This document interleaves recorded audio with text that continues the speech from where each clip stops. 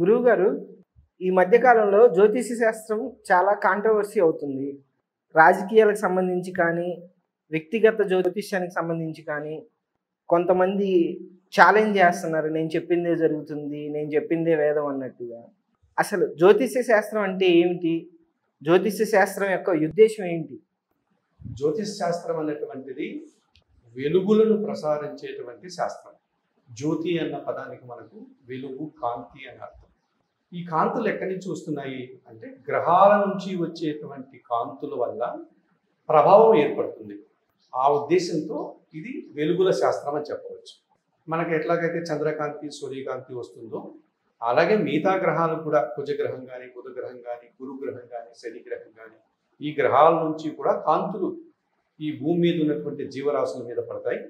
ఆ కాంతుల యొక్క ప్రభావంతో మన జీవితాల్లో జరిగేటువంటి సంఘటనల్ని చెప్పేటువంటి శాస్త్రం జ్యోతిష్ శాస్త్రం.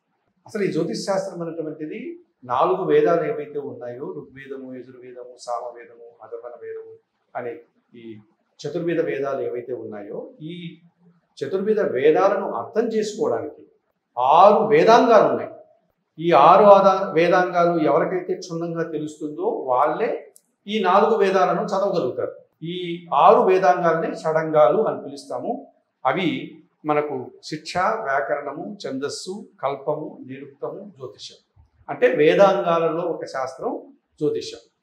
ఒక విధంగా చెప్పాలంటే ఇది వేదాంగ శాస్త్రం, జ్యోతిషం.